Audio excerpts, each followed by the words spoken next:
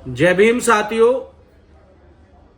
आप सभी लोग जानते हैं जैसे कि बिहार में चुनाव है और सभी राजनीतिक पार्टियां अपनी राजनीति मजबूत करने के लिए वहां काम कर रही हैं, लेकिन इसी बीच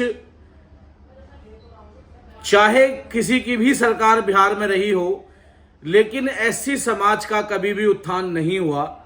अभी आपने देखा होगा बिहार के जिला मुजफ्फरपुर में एक नाबालिग दलित बेटी की पहले उसका गैंग रेप किया गया, फिर उसकी चाकू से गोदकर हत्या कर दी गई। और जब वो घर परिवार के लोग आनन फानन में उसे अस्पताल लेकर पहुंचे तो वहां भी उसे इलाज नहीं मिला और उसकी मृत्यु हो गई।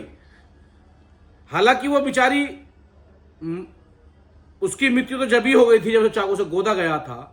तो ये सवाल खड़े होते हैं उन नेताओं पे जो बिहार में गठबंधन की सरकार में बेटी बचाओ बेटी पढ़ाओ के नारे को मजबूती से देते हैं, जो लगातार पलटू के नाम से चाचा लगातार कभी इस तरफ कभी उस तरफ, लेकिन जो बिहार की सबसे बड़ी आबादी है जिसे हम अनुसूचित जाति जनजाति के रूप में जानते हैं, कभी उनके लिए काम नहीं किया गया।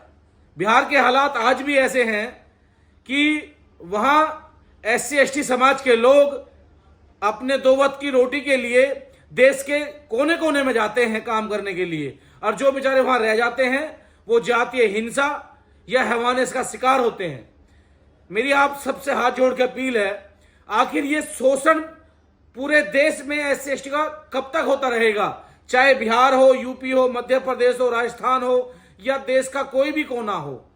तो साथियों, समय आ गया है कि जिस स्टेट में चुनाव हो, जिस जिले में चुनाव हो, यानी कि देश के किसी कोने में चुनाव हो, आप अपना नेता वो चुने जो आपके लिए सुख दुख में खड़ा हो। और इस मुजफ्फर की घटना को याद रखना जब आप वोट देने जाओ कि जिन लोगों ने बड़े बड़े नारे दिए थे, जो नेता अपने गले में अंबेडकरवादी पट्टा गिर करके आपकी बात करते हैं कि उस परिवार से कौन मिलने गया कौन नहीं गया, ये जरूर ध्यान रखेगा। जो केंद्र में गठबंधन करके बैठे हैं जातियों के नाम पर, उनके ठेकेदार बने बैठे हैं, लेकिन उस समाज का भला नहीं होता जिसकी वो ठेकेदारी करते हैं। तो साथियों, मेरा आप सभी से हाथ जोड़ के निवेदन है कि वो बेटी हमारी थी, पूरे समाज की थी, पूरे देश की थी।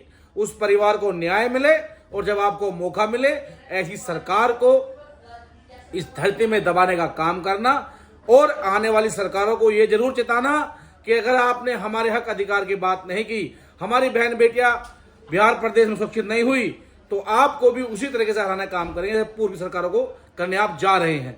नमो बुद्धाय, जय भीम।